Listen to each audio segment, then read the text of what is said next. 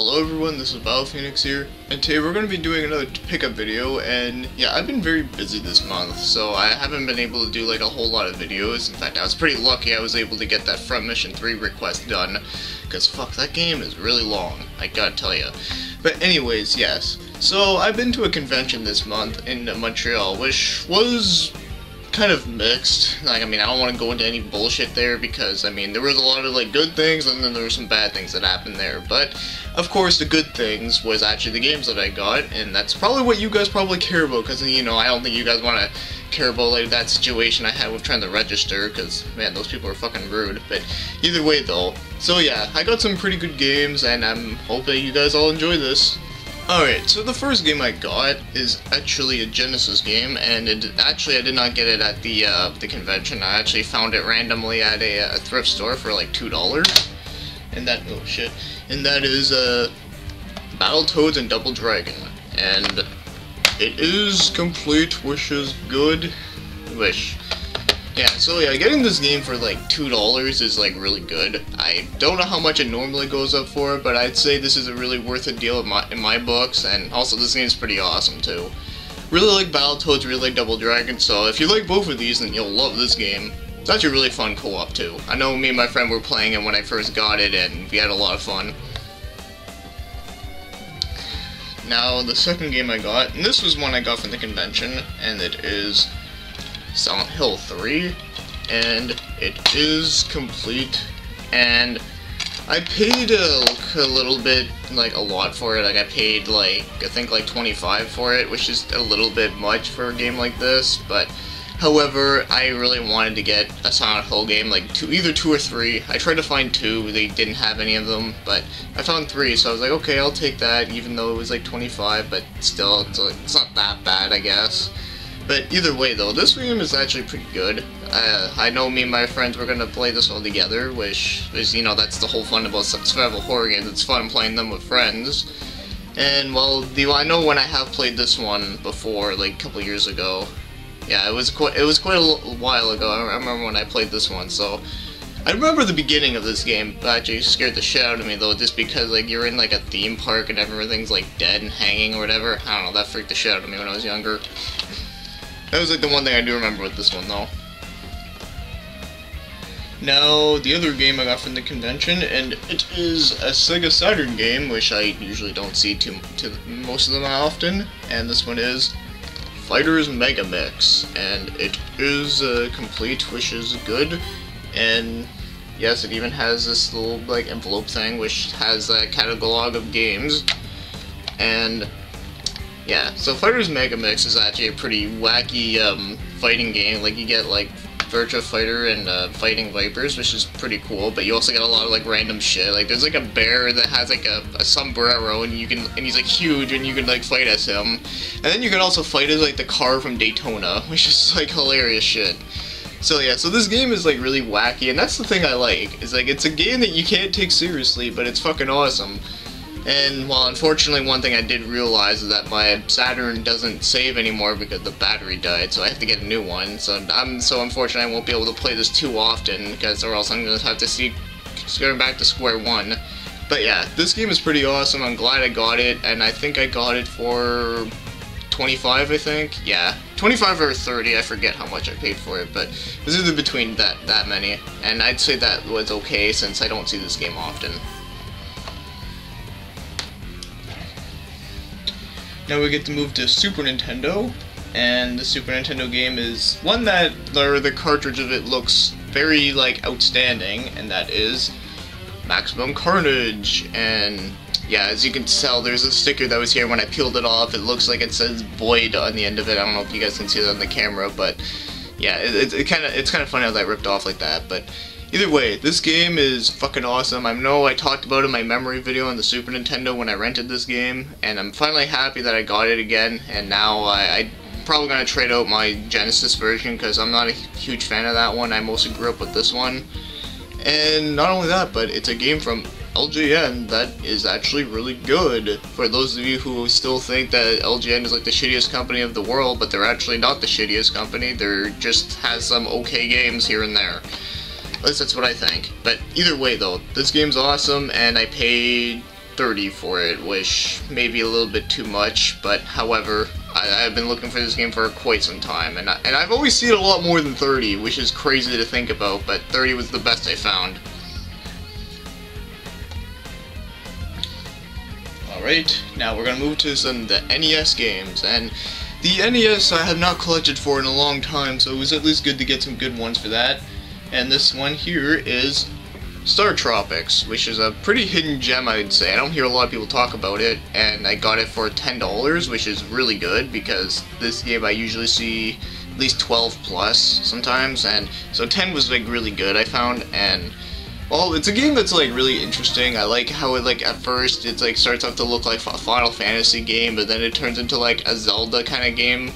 Like, I don't really know how to, if I explained that right, but either way though, this game's awesome. It's pretty tough, but I like that though. Like, it's a really tough, hard game, but I really like this. It'd be cool if more games actually did like a style similar to this, so I'd like that.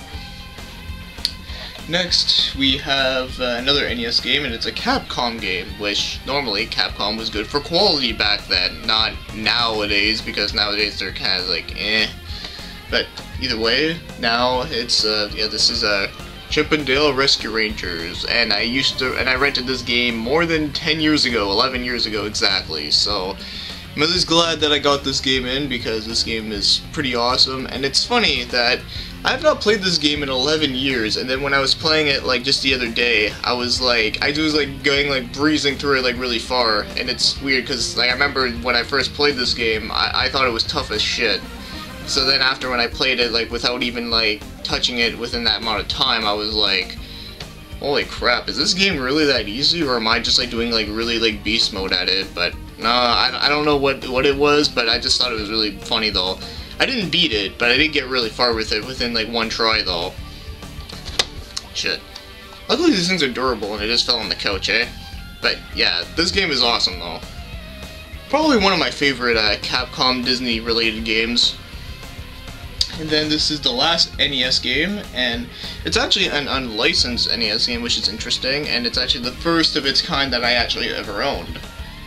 And it is Crystal Mines in its baby blue cartridge. Yes, from Color Dreams. And yes, Color Dreams games are kind of hit and miss, but this one, personally, I think is a hit, even though it's not like anything super amazing, but it is actually a pretty decent game. I think it's pretty amusing. It's just, you know, your hands get tired from pressing the A button repetitively, but other than that though, I think it's alright though.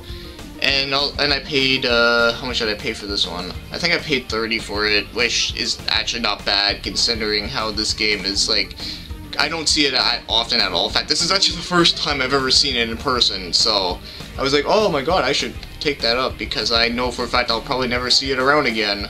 Or at least if I do see it around again, I won't see it very often. But either way though, this game's not bad. I would at least say it's one of the better Color Dreams games, and not only that, but one other thing I've noticed is that with these unlicensed games, when you put them in your top loader, they're such a bitch to get out. Like, I was like spending like so much time just like for like ever. So yeah, like that's one thing I will have to say, that they're a bitch to get out, but at least it actually plays good though. Oh, also I just forgot that I got this for $25. Yeah, apparently I've been paying a lot of $25 lately. Alright, so the next game we got is a Dreamcast game, and yeah, we're kind of going all over the place with this one, eh? And this Dreamcast game is Blue Stinger, which was actually recommended to me by a friend. I can't remember who it was, but I remember someone mentioned it to me a long time ago. Not a long time ago, about like a year ago or so. And I was like, oh, okay, well I'll go look for that, and now I finally have it. And it is complete, which is good. And there's an advertisement for Vigilante 8, and I remember playing that game years ago. And yeah, this game is like a survival horror, but it's like kind of like a cheesy survival horror. Like the voice acting in it's really cheesy, but it's hilarious, and the story seems to be a little bit odd, but you know, that's okay. I mean, I kind of like that kind of stuff. So, like, I mean, I think it's funny. And one thing else I find to be kind of funny with this game is that it says on the back, for reasons why it's rated M, is animated blood and animated violence. But yet, they actually say the S word, and the S word I mean shit. So, and they didn't put that as like language, but I don't know, I found that kind of funny. It was almost like the people that did the ESRB were like, you know what, he said the word shit, that doesn't mean anything. I don't know, I thought that was kind of funny. I don't know about any of you guys, but I think that's funny. But either way though, this Blue Stinger, it doesn't seem like a bad game for what I've played of it. It was just, I got stuck into like 30 minutes into the game and I had no idea what to do. So I was like, well, fuck, I don't know what to do, and I don't feel like looking up a guide, but I will look into this game a bit more. It's just, you know, from what I have played of it, I did found it was pretty cool. It was just, yeah, it's just, like, don't you hate it when, like, you're in, like, a game and you're, like, really into it, and then there's a part that's, like, really, like, cryptic bullshit, like, that's what AVGN would say, and you just want to, like, not play anymore. And then you just want to go back to it like some other day because you're just like, I'm not in the mood to do this shit. Well, that's kind of like what happened with this game, but I will get back to it eventually because it does seem to be pretty good, and it's actually, a lot of people said it was like a good hidden gem, so yeah. So Blue Stinger is actually like a pretty interesting survival horror on the Dreamcast. I don't believe it was on anything else, not that I remember. Now, there is two things. One is a game, and two, and the second thing is something that is, oh, by the way, that's a middle finger. I just realized that. Okay, well, anyways, yeah, so there's gonna be one more game and one thing that is gaming related. Now, the game I'll show you is a PS1 game, and it is still sealed, and it is Silhouette Mirage from Working Design. Yes, this is the very first Working Design related game that I actually own in my collection now, and it is still sealed and everything, and I got it for $39.99, which went up to $40, and that's actually the most I paid for a game this month. And it even still has this little hanging thing where, you know, you can like hook it onto like a hook or something. Yeah, I never knew PS1 games came like that sealed, because I remember when I got Soul Blade sealed, it didn't have that, it just had just the plastic around it. And not only that, but it also says it comes with an exclusive Lunar 2 movie, which is pretty fucking cool, because Lunar is awesome, even though I don't have it, because I'm an emulating bastard. Well, that's a weird word. But either way though, I have not played this yet, clearly, since it's still in the plastic. I do plan on it because it does look like a pretty cool looking action game. And what else could I say? Well, one thing I like about Working Designs is that they always have really fucking cool, like, covers. Like, I mean, like it's all shiny and stuff. I mean, the only other game I have that's like that is not a Working Design game. It's actually that Spawn the Eternal, which is kind of a shitty Spawn game, but yet the cover of it looked really nice, and it kind of makes you wonder, like, oh, this game has to be good, it's shiny. Kind of like when you get like a shiny Yu-Gi-Oh card, or a shiny Pokemon card, or a shiny Magic the Gathering card. It's like, this card has to be good, but nope, it actually fucking sucks. Yeah, but as for this, on the other hand, I hope it's good. I heard about it from a YouTuber, I forget which one, but I remember they were talking about games from Working Design. I think it might be GameSack, but I could be wrong. But either way though, I heard about it from a YouTuber, and I thought, like, oh, that looks kind of cool, I should keep an eye out for that, and I found a sealed copy, so yay, it all works out. But yeah, this game looks pretty fucking rad though. Now, the last gaming thing that's related, but it's not a game, it's actually a book. And it's actually a book I've wanted for quite some time, and I'm sure most of you probably know what I'm talking about. And it is the... oh fuck, this thing's more heavier than I thought. And it is the Zelda Historia. Da da da da. Okay, I had to do that. I mean, come on, Link does it all the time. Why can't I do it? Either way, though, this book is epic. I mean, if you're a Zelda fan, you have to pick this up. I mean, Dark Horse did an amazing job with their book. Well, they know how to do an amazing job with their books, but they did a really good job translating it and making all the information from the Japanese to English, which is great. And also, there's a lot of really fucking cool shit. Like, they have, like, lots of cool, like artwork and stuff. Like, I don't know, let me just turn to, like, a random page here. Like, okay, no, that one's not interesting enough. Okay, actually, fuck. I don't know, like this one. Even though, okay, we have stupid Tingle over here, but I know, like, over here we have, like, Skull Kid. I don't know if you can see this, but, yeah, either way, though, it's just a really nice, fucking book. Or, actually, I should probably turn to the page with a timeline on it, maybe. I don't know. Actually, no, I think you guys should just look at the book yourselves. I mean, this is kind of like spoilers, almost, but, I mean, at least it was only, like, one page, right? And, I mean, it was one with fucking Tingle on it. Like, no one gives a shit about him. But seriously though, this book is really awesome, and I paid like $25 for it, and I've always wanted to get it, but you're only able to get it for online for quite a while, and then whenever they sold it in stores, it was like $36.99, which is kind of crazy. So I was like, okay, well, I will like just get it whenever I can. And most of the time when I do see it, I'm like, I'm not in the mood to get a book. I need to get some games, man. But now I finally have it, and it's amazing. Also, there's a manga in this too, which is pretty cool. So, I mean, at least there's that. I didn't read the manga yet, but I did like read like everything else. But I will get to that after. But yeah, this book, fucking amazing if you're a Zelda fan. Well, that's all the stuff I got. Like, I got all of it at a convention except for the Battletoads and Double Dragon. That I didn't get at a convention, though. But everything else I did, and I actually did pretty well, I'd say. I mean, a lot of the games were stuff that I actually wanted, or stuff that people recommended me to get, which I actually much appreciate that. So, yeah, it was a very busy month trying to get, like, my costume ready and whatnot, and then, of course, I had to... You know, I was playing Premonition 3 a lot, so I had to, like, know what I was doing for that review, and then there was also, like, a bunch of other shit that was going on, and now I just have to wait with September and wait for a bunch of games I just pre-ordered, which I cannot wait for, and maybe you guys may be able to, or actually, how about this?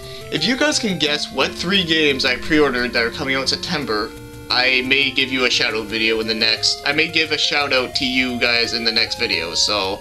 If you guys can guess which 3 games and which ones I pre-ordered, I'll, yeah, that's what I'll do. I hope I explained that right. Either way, though, I think you guys know what I mean. But, for now, I hope you enjoyed this video. Thanks for watching and commenting, and everyone have a wonderful day.